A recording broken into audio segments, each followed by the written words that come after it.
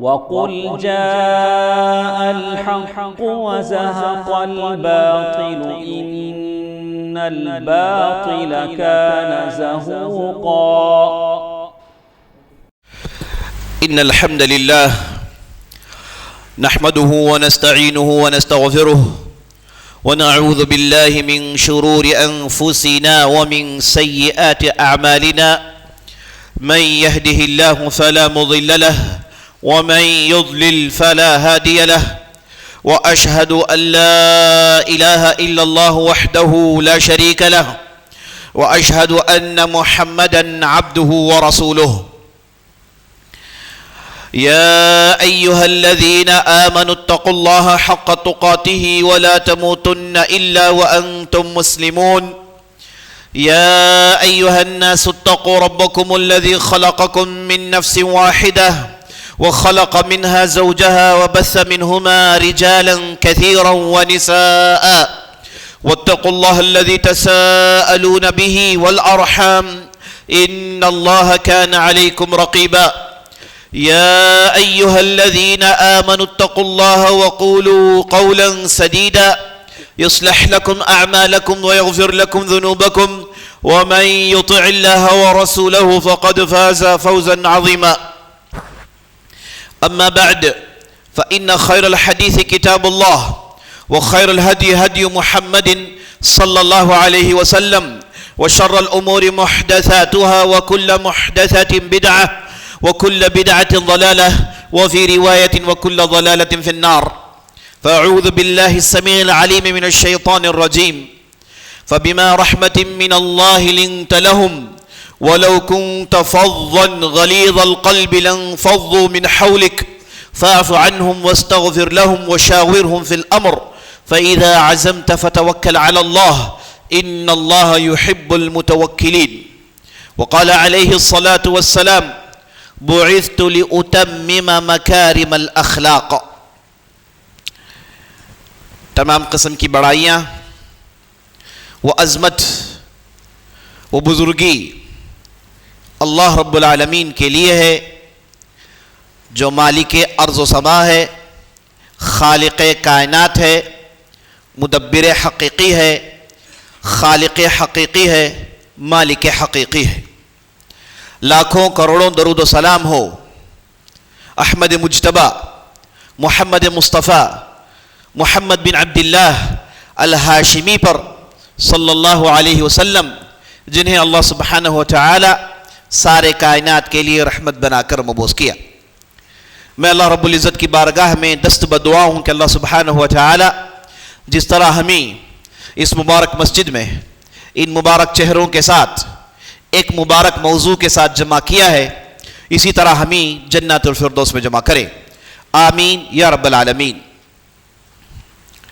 عزیز ساتھیوں، بزرگوں، ماؤں، بہنوں اور خواتین اسلام، موقع اور محل کے لحاظ سے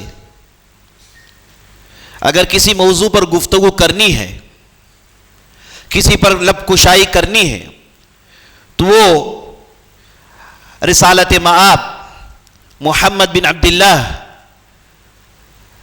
ذات اقدس محمد رسول اللہ صلی اللہ علیہ وسلم پر ہی ہو سکتا ہے. آپ صلی اللہ علیہ وسلم کی شخصیت اتنی خوبصورت اور اتنی پرمعنی تھی کہ ہم مسلمان نہ کہ صرف انہیں رسول مانتے ہیں بلکہ اپنی زندگی کے ہر گوشے میں آپ کی تعلیمات کو اجاگر کرنا چاہتے ہیں. ہر بندے مومن کی خواہش ہوتی ہے کہ وہ محمد رسول اللہ صلی اللہ علیہ وسلم کی زندگی کو اپنے زندگی میں لائیں، جیسے وہ رہتے تھے ویسے رہنے کی کوشش کریں، جیسے وہ معاملات کرتے تھے ویسے معاملات کرنے کی کوشش کریں، جیسے وہ بزم میں اور رزم میں رہا کرتے تھے ویسے ہم بھی بزم میں اور رزم میں رہنے کی کوشش کریں، اور جیسے انہوں نے تجارتیں کی ویسی تجارت کرنے کی ہم مسلمان کوشش کرتے ہیں. مختصر عرض یہ ہے کہ آپ صلی اللہ علیہ وسلم کی زندگی کو اپنی زندگی میں منجذب کرنے کی ہم مسلمان ہمیشہ سے کوشش کرتے آتے ہیں. یہ ایسے ممکن کیسے ہو گیا کہ ہمارے لیے ایک ایسا رسول، ایسا نبی جس کی ہر تعلیمات کو ہم اپنی زندگی میں لا سکتے ہیں، یہ کیسے ممکن ہو گیا؟ یہ کیسے ہمارے لیے اللہ نے آسان کر دیا؟ اگر کوئی آدمی اس میں غور و خوض کرے تو اللہ اکبر، نعمتوں کا ایک سمندر سامنے کھڑا ہو جائے گا۔ دنیا کی بہت ساری قومیں ہیں، بہت سارے ادیان ہیں، بہت سارے مذاہب ہیں، اور ان کے بھی بڑے بڑے لیڈرز ہیں، بڑے بڑے نام ہیں ان کے، لیکن یاد رکھ لینا، سارے لیڈروں میں، سارے سرداروں میں، سارے نبیوں میں، سارے رسولوں میں اگر کوئی ذات قابل اتباع ہے، اگر کوئی ذات قابل اتباع ہے تو وہ محمد رسول اللہ صلی اللہ علیہ وسلم کے علاوہ کوئی دوسرا ہو نہیں سکتا۔ آخر ایسے کیسے ممکن؟ کیا ابراہیم علیہ السلام کی اتباع ممکن نہیں؟ کیا موسیٰ علیہ السلام کی پیروی ممکن نہیں؟ کیا عیسیٰ علیہ السلام کے پیچھے چلنا ممکن نہیں؟ یا پھر دوسرے انبیاء رسولوں کے نقش قدم پر چلنا ممکن نہیں؟ یا پھر کوئی دوسرے لیڈروں کے بتائے ہوئے راستے پر چلنا ممکن نہیں؟ جواب یہ ہے کہ یہ سارے لیڈرز ہیں اپنی جگہ، یہ سارے رسول انبیاء ہیں اپنے مقامات میں، کوئی انکار نہیں، لیکن یاد رکھ لیں، اگر آپ کسی کی زندگی اپنی زندگی میں لا سکتے ہیں، اس کے متعلق اگر آپ کے پاس ڈیٹیلز اویلیبل ہیں، تو یاد رکھ لیجئے گا وہ محمد رسول اللہ صلی اللہ علیہ وسلم کے علاوہ کوئی دوسری شخصیت ہو نہیں سکتی۔ آپ اگر ابراہیم کی اتباع کرنے چاہیں علیہ السلام تو بتائیے ان کی پوری زندگی کی کیا تفصیل ہے؟ موسیٰ جس کی پیروی کرنے کا یہود دعویٰ کرتے ہیں اور ساری دنیا میں اس کا ڈنکا بجائے ہوئے ہیں کہ ہم موسیٰ کی اتباع کرنے والے، اور موسیٰ کی شریعت تورات آج بھی ہمارے پاس موجود ہے، ان سے پوچھ لیجئے گا کہ موسیٰ علیہ السلام کی اتباع کرنا ان کے لیے ممکن ہے؟ کیا زندگی کے ہر گوشے میں موسیٰ علیہ السلام کی تعلیم لانا ممکن ہے؟ جواب یہ کہ نہیں، ممکن نہیں ہے۔ ان کے پاس ڈیٹیلز نہیں ہے، ان کے پاس پوری تفصیل نہیں ہے۔ عیسیٰ علیہ السلام کے پیرووں کی تعداد کچھ کم نہیں ہے، عیسائی بڑی تعداد میں ساری دنیا میں، ان سے پوچھ لیجئے گا کہ عیسیٰ علیہ السلام کی اتباع کرنا ممکن ہے؟ جواب ملے گا کہ نہیں۔ ان کی تو زندگی 3 سال کی ریکارڈ ہے، اور جن لوگوں نے میں ریکارڈ کیا ان لوگوں نے پوری تفصیل کے ساتھ ریکارڈ نہیں کیا، اگر ریکارڈ کیا بھی تو اسے حفاظت نہیں کر پائے، آگے تک باتوں کو بڑا نہیں کر پائے۔ اللہ اکبر۔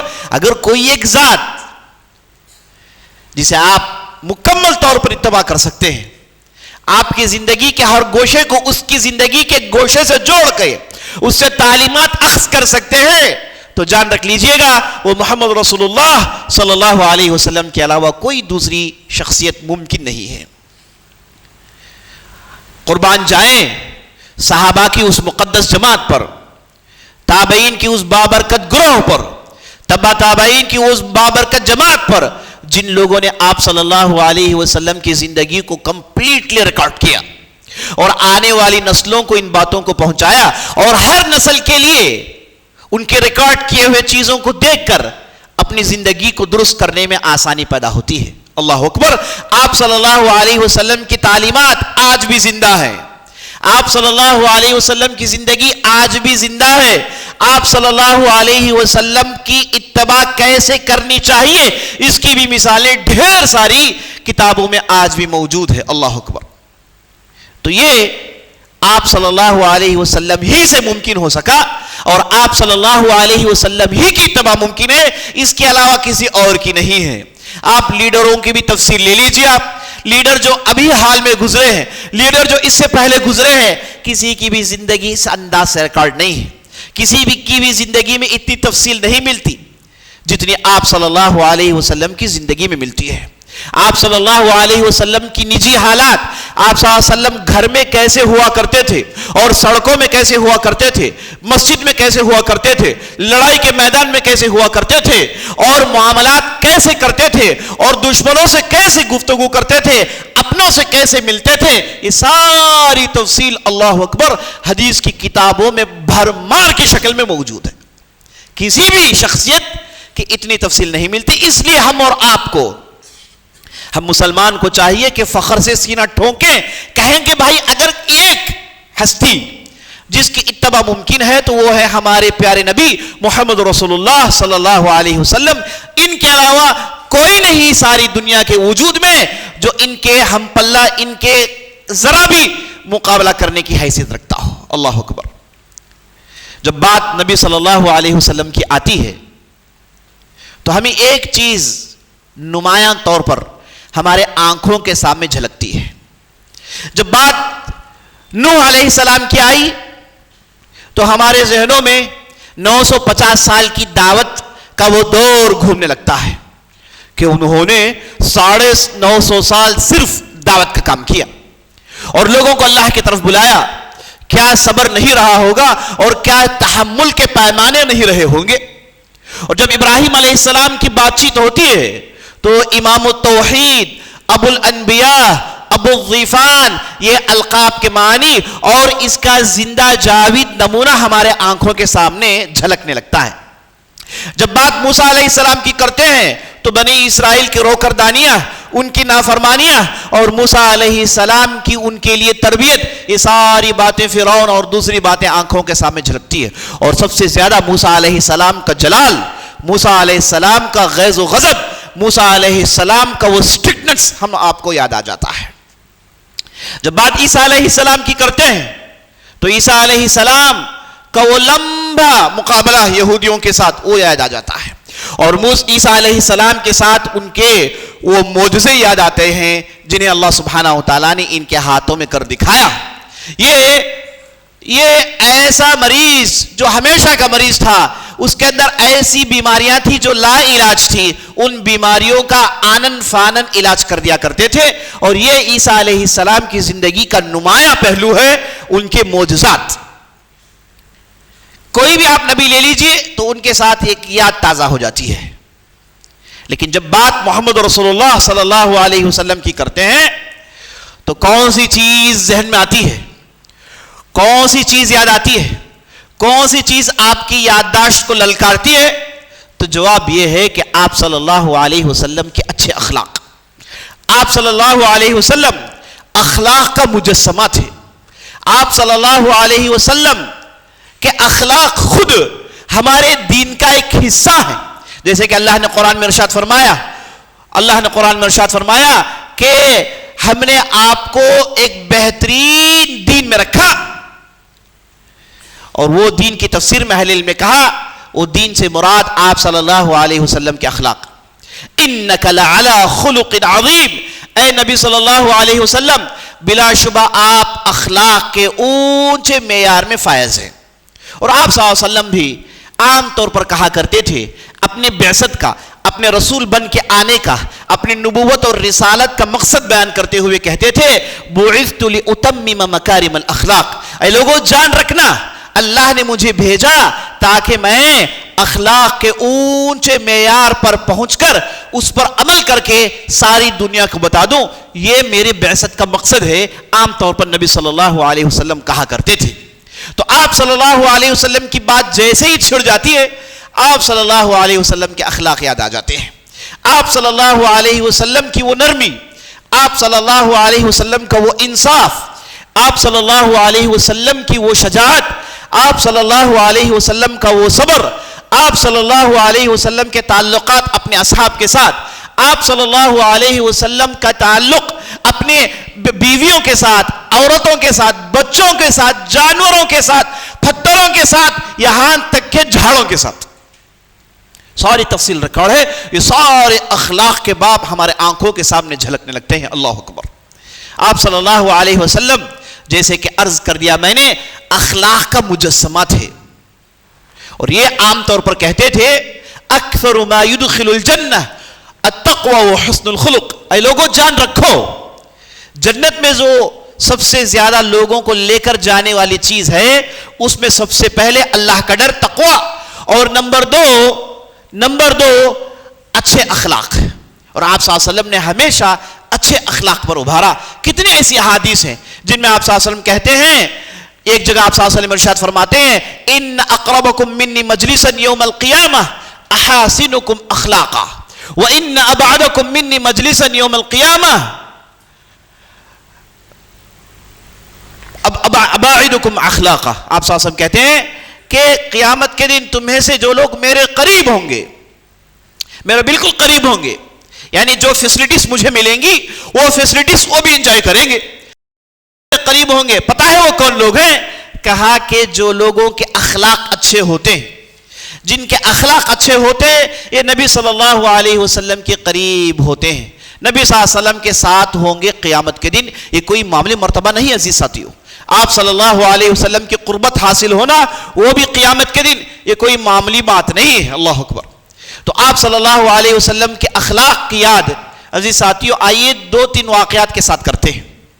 پہلا، آپ صلی اللہ علیہ وسلم نبی رسول بنا کر بھیجے گئے عربوں کے درمیان، اور عرب کی سرزمین اور عرب ایسے بدو اور ایسے دیہات کا عقل رکھنے والے، اکثر و بیشتر جاہل گوار، ایسے لوگ جو تہذیب کیا ہے نہیں جانتے، اخلاق کیا ہے نہیں جانتے، انہیں تو اپنی پیٹ کی پڑی ہوتی ہے، ایسے لوگوں کے درمیان رسول بنا کر بھیجے گئے۔ یاد رکھنا، نبی صلی اللہ علیہ وسلم نہ ہی رومیوں کے درمیان رسول بنا کر بھیجے گئے جو اس وقت سپر پاور تھے، اس وقت ان کی بڑی بڑی بستیاں تھیں، بڑے بڑے ان کے علاقے تھے، اور باقاعدہ ایک پراپر حکومت چل رہی تھی۔ نہ آپ صلی اللہ علیہ وسلم کسرا پرشیا کے ایک فرد بنا کر بھیجے گئے، وہاں پر رسول بنا کر بھیجے گئے، جبکہ ان کی سلطنت اس وقت بڑی مضبوطی سے چل رہی تھی۔ آپ صلی اللہ علیہ وسلم کو بھیجا گیا ان خانہ بدوش ٹائپ کے لوگوں کے درمیان جو عرب کے صحرا میں رہتے تھے۔ عرب کی سرزمین میں ہے کیا؟ عرب کی سرزمین میں سکھاڑ اور چٹیل زمین اور صحرا کے علاوہ کچھ نہیں، کوئی آتا نہیں، کسی نے یہاں پر حکومت قائم نہیں کی۔ یہاں پر کون آئے گا رہے گا، سو حکومت قائم کرے گا، یہ تصور بھی نہیں تھا۔ ایسے لوگوں کے درمیان آپ صلی اللہ علیہ وسلم رسول بنا کر بھیجے گئے، تہذیب و اخلاق سے دور، تمدن سے دور، پڑھائی سے دور، دوسرے معاملات سے دور، دور دراز علاقہ۔ جیسے مورخین کہتے ہیں اگر نبی صلی اللہ علیہ وسلم ادھر نہیں آتے تو ساری دنیا میں کبھی بھی عرب کی سرزمین کا نام کوئی لیتا ہی نہیں، بالکل یہ ریموٹ ایریا ہے۔ جیسے کہ افریقہ کے بعض ایسے علاقے ہیں جسے آج ہم لوگ جانتے بھی نہیں، بہت ساری بستیاں ہیں، بہت بڑی اللہ کی زمین ہے، بہت سارے صحرا ہیں جہاں پر لوگ بستے ہیں، لیکن ساری دنیا کی نظر ان پر ٹکتی نہیں کیونکہ وہاں کچھ ہے ہی نہیں۔ تو مورخین کہتے ہیں عرب کے سرزمین کے ساتھ بھی یہی سلوک ہوتا اگر وہاں پر محمد رسول اللہ صلی اللہ علیہ وسلم کی بعثت نہیں ہوتی تو آپ صلی اللہ علیہ وسلم ان لوگوں کے درمیان رسول اور نبی بنا کر بھیجے گئے۔ تو آپ صلی اللہ علیہ وسلم نے ان لوگوں کو، ان بدو قسم کے لوگوں کو، تندخو لوگوں کو چند عرصے میں، چند سالوں میں اتنا قابل بنا دیا کہ یہ قیصر و کسرا کے ایوانوں میں حکومت کر رہے ہیں، اور مدت بھی بڑی نہیں، 100 سال 150 سال 200 سال نہیں، جبکہ مورخین کے نظر میں تہذیب کو بدلنے کے لیے 200-300 سال کوئی بڑی مدت نہیں ہے۔ یہ محمد رسول اللہ صلی اللہ علیہ وسلم کا کارنامہ ہے، یہ محمد رسول اللہ صلی اللہ علیہ وسلم کے اچھے اخلاق ہیں جو یہ کام کر دکھائے۔ صرف 23 سال 20 سال کی مدت، اللہ اکبر، یہ جو بدو قسم کے لوگوں کو مہذب بنا دیا۔ ان میں سے ابوبکر کو نکالا رضی اللہ عنہ، ان میں سے عمر بن خطاب کو نکالا رضی اللہ عنہ، ان میں سے عثمان کو نکالا، علی کو نکالا، زبیر کو نکالا، طلحہ کو نکالا، سعید بن زید کو نکالا، بلال کو نکالا، بڑے بڑے نام انہی لوگوں میں سے نکالے گئے جو آگے چل کے جن لوگوں نے بستیوں میں حکومت کی، بستیوں میں انہوں نے سرداریاں کی۔ کیسے ممکن تھا؟ یاد رکھ لیجئے یہ محمد رسول اللہ صلی اللہ علیہ وسلم کے اخلاق ہے، یہ محمد رسول اللہ صلی اللہ علیہ وسلم کی نرمی اور محمد رسول اللہ صلی اللہ علیہ وسلم کی حکمت تھی۔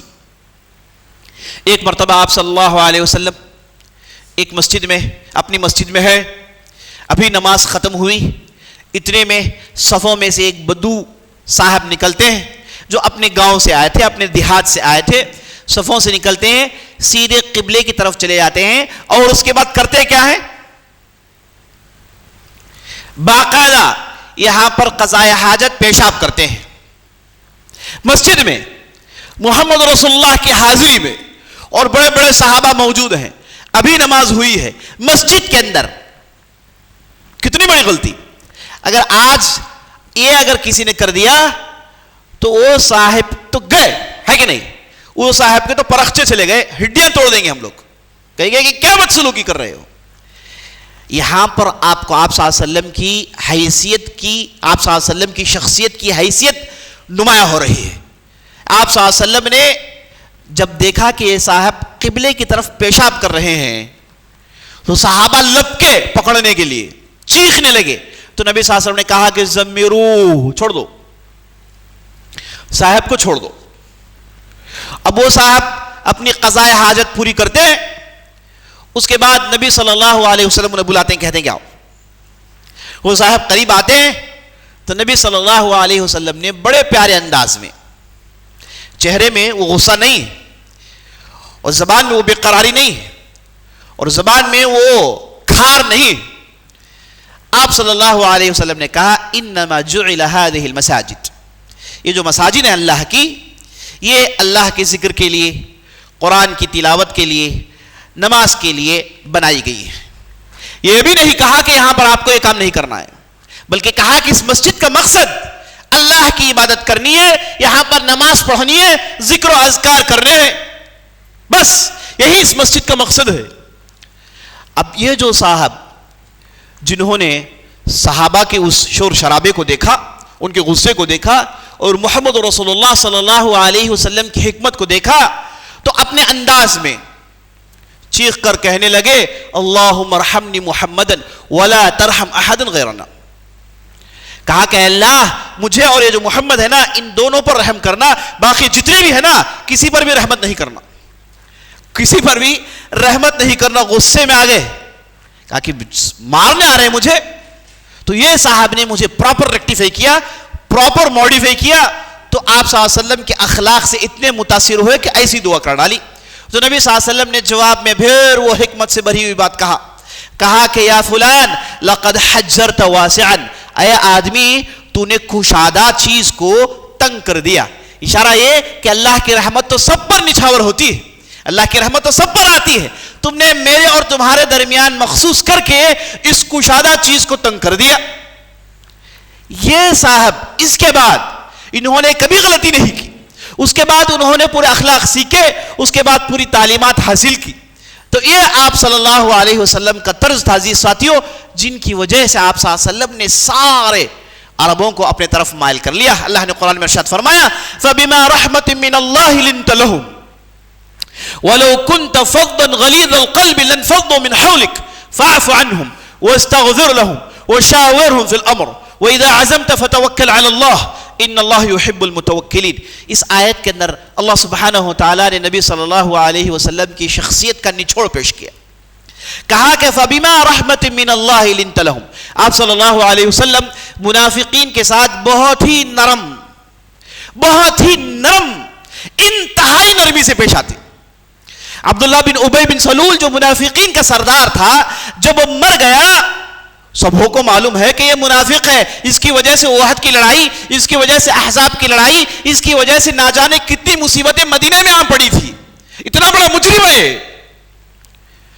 صاحب اس کی موت پر خوش تھے, اور نبی صلی اللہ علیہ وسلم نہ کہ صرف وہاں چلے گئے بلکہ نماز پڑھائی اور اپنا جبہ مبارک اتار کے کہا کہ اس میں کفناؤ. عمر بن خطاب آگے بڑے, پکڑا, کہا کہ اے رسول اللہ کیا کر رہے ہو؟ اللہ کے رسول یہ آپ کیا کر رہے ہیں؟ اس منافقین کے سردار کو آپ کا کپڑا جس نے آپ کے جسم کو چھوا اس کپڑے کے ذریعے سے کفنایا جائے.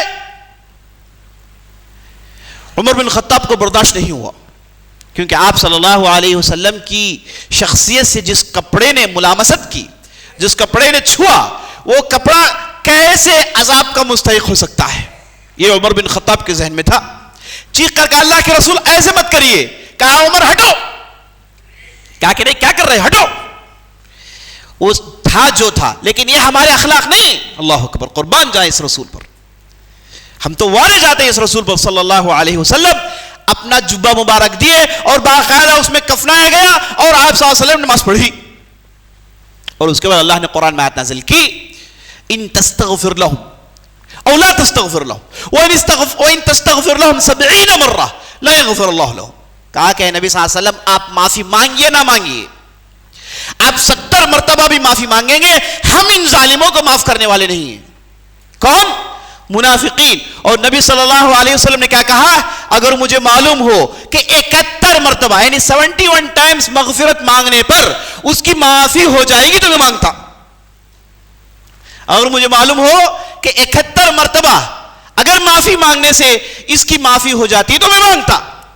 یہ محمد رسول اللہ صلی اللہ علیہ وسلم تھے۔ اللہ نے قرآن میں کہا فَبِمَا رَحْمَةٍ مِّنَ اللَّهِ لِنْتَ لَهُمْ۔ اے نبی صلی اللہ علیہ وسلم، ابھی لڑائی ہوئی، قریظہ کی لڑائی ہوئی، احزاب کی لڑائی ہوئی، آپ کے پیچھے ان منافقین نے کھنجر کھوپنے کی کوشش کی، آپ کے پیچھے یہ مشرکین سے درپردہ تعلقات ان لوگوں نے قائم کیے، اور مدینے کے پرزے اڑانے کے لیے انہوں نے تیاری کی، اور آپ ہیں کہ ان منافقین کو معاف کرتے جا رہے ہیں۔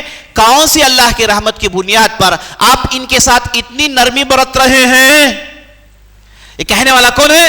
اللہ سبحانہ وتعالی قرآن میں کہتا ہے فَبِمَا رَحْمَةٍ مِّنَ اللَّهِ لِنْتَ لَهُمْ۔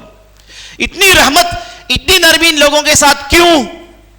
اور پھر اللہ خود کہتا ہے وَلَوْ كُنْتَ فَضًّا غَلِيظَ الْقَلْبِ۔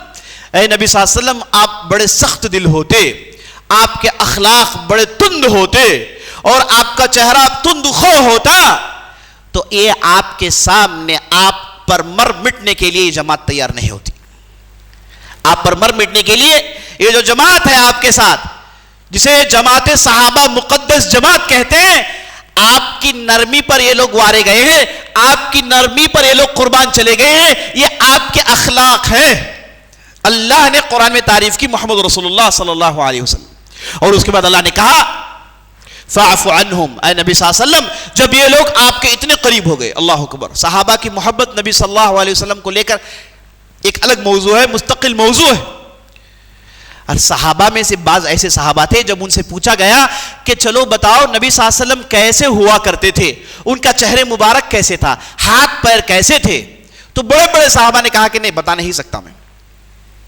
عمر بن عاص نے کہا کہ نہیں مت پوچھو، بتا نہیں سکتا۔ لوگوں نے کہا کہ آپ تو ساتھ تھے، آپ کوئی نیا آدمی نہیں تھے، آپ تو ساتھ تھے، اٹھتے بیٹھتے تھے، کھاتے پیتے تھے، لڑائی میں بزم میں رزم میں ساتھ رہنے والے تھے، آپ کیوں نہیں بتا سکتے؟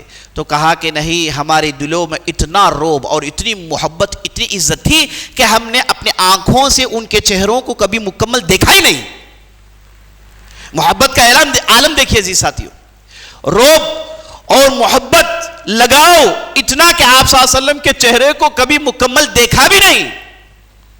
یہ بڑے بڑے صحابہ کی روایتیں ہیں، جن لوگوں نے بھی نبی صلی اللہ علیہ وسلم کی ہستی کی تصویر کشی کی، آپ صلی اللہ علیہ وسلم کے چہرے، آنکھ، منہ، پیر بتائے، وہ لوگ تھے جو بعد میں اسلام قبول کیے۔ ایک تھی ام معبد رضی اللہ عنہا، ان سے ملاقات نبی صلی اللہ علیہ وسلم نے ایک صحرا میں ایک سفر کے دوران کیا، تو وہ صحابیہ نے نبی صلی اللہ علیہ وسلم کی ایسی تصویر کشی کی جو بڑے بڑے کیمراز نہیں کر سکتے۔ اس میں پتا چلتا ہے کہ نبی صلی اللہ علیہ وسلم ایسے تھے، یہ رنگ کے تھے، یہ داڑھی تھی، یہ ایسے ہاتھ تھے، ایسے پیر تھے، ایسے چلتے تھے، ایسے کھاتے تھے، ایسے پہنتے تھے۔ بعد کے لوگوں نے بتایا، بزرگوں نے بتایا نہیں، کیونکہ روب محبت کا یہ عالم تھا کہ کبھی تک کر نبی صلی اللہ علیہ وسلم کو دیکھا بھی نہیں صلی اللہ علیہ وسلم۔ یہ صحابہ کی محبت، عمر بن عاص کہتے ہیں کہ بھائی مجھ سے مت پوچھو، ہم بتا نہیں سکتے۔ تو نبی صلی اللہ علیہ وسلم کے صحابہ جو نبی صلی اللہ علیہ وسلم پر قربان چڑھ گئے، وہ صرف آپ صلی اللہ علیہ وسلم کے اخلاق کی بدولت ہے۔ آپ صلی اللہ علیہ وسلم کے اخلاق ایک مستقل باب ہے، ایک بہت ہی روشن باب ہے، اس پر گفتگو کریں گے تو بات لمبی ہو جائے گی۔ اور ایک آخری بات بتا کے اپنی بات ختم کرتا ہوں، یہ تو بتانا ہی ضروری ہے۔ انصاف دیکھیے، لیڈر وہ بنتا ہے جس کے پاس انصاف ہو، یاد رکھ لیجئے گا۔ ہمارے پاس لیڈر کون بنتے ہیں؟ جتنا بھی خیر آئے وہ لپٹ کے اپنے گھر لے جاتا ہے، اور جتنی برائیاں ہیں اپنے جو فالوورز ہیں ان کے ہاتھ میں دے دیتا ہے نا۔ یہ ہمارے دنیا کے لیڈرز ہیں، ہے کہ نہیں؟ محمد رسول اللہ وہ تھے، مصیبتیں جتنی بھی آتی جھیلتے، اپنے لوگوں کو مصیبت نہیں دیتے، اور انصاف کا پیمانہ عجیب و غریب۔ اللہ اکبر۔ بدر کی لڑائی ہوئی، نبی صلی اللہ علیہ وسلم کو اللہ نے جیت دی، 14 صحابہ شہید ہوئے، 70 مشرکین کے سرغنے کاٹ کر رکھ دیے گئے، 70 قیدی بنا کر سامنے کھڑا کر دیے گئے۔ ان قیدیوں میں نظر پڑی تو ان میں سے ایک نکلے جن کا نام تھا ابو العاص، آپ صلی اللہ علیہ وسلم کے داماد، جو مشرکین کے ساتھ لڑ رہے تھے اور وہ قیدی کے طور پر سامنے پیش کر دیے گئے۔ اب نبی صلی اللہ علیہ وسلم نے صحابہ سے پوچھا کہ یہ قیدیوں کے ساتھ کیا کریں؟ عمر بن خطاب نے کہا کہ اللہ کے رسول آپ مجھے تلوار دے دیجئے، فلاں کے ہاتھ میں تلوار دے دیجئے، میرا ماموں ان 70 لوگوں میں سے ہیں، فلاں کے باپ ان 70 لوگوں میں سے ہیں، فلاں کے بھائی ان 70 لوگوں میں سے ہیں، سب سے کہیے کہ ان کے سر کو مار دیں، ہم بڑی آسانی سے ان کے سر مار دیں گے، ہمیں کوئی دقت نہیں اللہ کے راہ میں، ہم سب کے سر مار دیں گے اور ان کی بات کو یہیں سے ختم کر دیں۔ ابوبکر صدیق نے کہا کہ اللہ کے رسول نہیں، ان سے کچھ فدیہ لے کر انہیں چھوڑ دیں۔ بعد میں نبی صلی اللہ علیہ وسلم نے ابوبکر صدیق رضی اللہ عنہ کی رائے مانی اور ان لوگوں کے درمیان فدیے کا اعلان کر دیا۔ بعد میں اللہ نے قرآن میں آیت نازل کی، کہا کہ کیسے مومنین کے لیے یہ ممکن ہے کہ پیسے لے کے انہیں رہا کر دے؟ انہیں تو نیست و نابود کرنا چاہیے تھا، ان کی جڑ کو کاٹ دینا چاہیے تھا، ہے نا؟ یہ وہ لوگ ہیں جن لوگوں نے تلوار کھینچ کے مومنین کو قتل کرنے میں اپنے جذبے کا اظہار کرتے ہوئے میدان میں آ گئے تھے، یہ تو قتل کے مستحق ہیں، آپ نے تو معاف کر دیا۔ اللہ نے ڈانٹا محمد رسول اللہ صلی اللہ علیہ وسلم کو اور عمر بن خطاب کی رائے کو صحیح قرار دیا گیا، لیکن عمل ہوا ابوبکر صدیق رضی اللہ عنہ کی رائے میں۔ تو نبی صلی اللہ علیہ وسلم نے اعلان کیا کہ بھائی جاؤ اپنے لوگوں سے کہو کہ فدیہ بھیجیں، رانسم پیسہ بھیجیں اور پیسے دے کے اپنے آپ کو رہا کر لیں۔ جس کے پاس پیسے نہیں اور لکھنا پڑھنا جانتا ہے، ہم میں سے 10 افراد کو لکھیں، پڑھانا سکھائیں اور اس کے بعد اپنی راہ نکال لیں۔ نبی صلی اللہ علیہ وسلم نے اعلان کر دیا۔ اب جو بھی قیدی تھے انہوں نے اپنے لوگوں سے پیسے منگوائے۔ اب یہ جو نام ابو العاص تھا، انہوں نے اپنی بیوی جو نبی صلی اللہ علیہ وسلم کی لڑکی جو اس وقت مکے میں رہا کرتی تھی، ان سے انہوں نے کچھ پیسے منگائے۔ تو وہاں پر نبی صلی اللہ علیہ وسلم کی لڑکی نے مائی خدیجہ رضی اللہ عنہا کا ہار دے دیا۔ کچھ پیسے نہیں ہے، یہی ایک ہار ہے، اسے آپ فدیے میں دے دو۔ جیسا ہی وہ ہار لایا گیا، نبی صلی اللہ علیہ وسلم کی خدمت میں ابو العاص نے پیش کیا۔ آپ صلی اللہ علیہ وسلم کی نظر جیسے ہی اس ہار میں پڑی، آپ صلی اللہ علیہ وسلم کی شخصیت میں رقت طاری ہو گئی، آپ صلی اللہ علیہ وسلم کے آنکھوں سے آنسو جاری ہو گئے۔ مائی خدیجہ رضی اللہ عنہ یاد آ گئی، ان کی صحبت اور ان کی پشت پناہی یاد آ گئی۔ یہ وہ عورت تھی جو سارے مکے کے وادی کے لوگوں نے جھٹلایا تو اس نے ایمان لایا۔ پوری باتیں یاد آ گئی، آپ صلی اللہ علیہ وسلم کے آنکھوں سے آنسو جاری ہو گئے۔ آپ صلی اللہ علیہ وسلم دیکھیے، یہی انصاف ہے۔ اعلان ہو گیا تھا کہ پیسے لائیں، انصاف ہے کہ پیسے دیں، رہائی لے جائیں۔ اب انہوں نے ہار دے دیا۔ اب نبی صلی اللہ علیہ وسلم نے اس ہار کو لیا۔ اب نبی صلی اللہ علیہ وسلم کا جی نہیں چاہتا کہ ان کی لڑکی سے اس ہار کو لے۔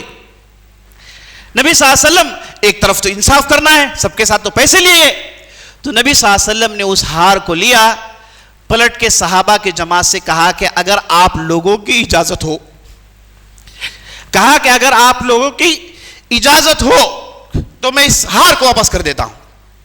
صحابہ تو مڑ گئے، کہا کہ اللہ کے رسول آپ ہم سے اجازت مانگ رہے ہیں، آپ کو ہم اجازت دیں، اللہ کے رسول یہ تو آپ جو چاہے کریں، آپ کے اشارے پر کٹ مرنے کے لیے ہم تیار ہیں۔ تو نبی صلی اللہ علیہ وسلم نے کہا کہ نہیں، جب تک تم لوگ اجازت نہیں دو گے ہم یہ کام نہیں کر سکتے، صلی اللہ علیہ وسلم۔ انصاف کا پیمانہ دیکھیں عزیز ساتھیو۔ آج ہمارا معاملہ یہ ہے کہ میں اور میرے بچے، دوسرے سب کیا ہیں آپ جانتے ہیں، یہ اصول پر لوگ چل رہے ہیں، لیکن محمد رسول اللہ کا انصاف دیکھیے۔ آپ صلی اللہ علیہ وسلم کے اخلاق پر اگر گفتگو ہو تو ہوتی رہ جائے۔ آپ صلی اللہ علیہ وسلم کہ ہم پیروں ہیں، یہی ہمارے لیے کافی ہے۔ ان کے نام ہم زبان سے لیتے ہیں، ان پر ہم نے ایمان لایا ہے۔ اتنی بڑی نعمت، اللہ اکبر، اتنی بڑی نعمت، اس کے لیے اگر آپ پوری زندگی سجدے میں گزار دیں تو بھی کافی نہیں۔ اللہ سے دعا کرتے ہیں کہ اللہ سبحانہ و تعالی ہم نے جو بھی کہا، جو بھی سنا ہے، اس کے مطابق عمل کرنے کی توفیق بخشے۔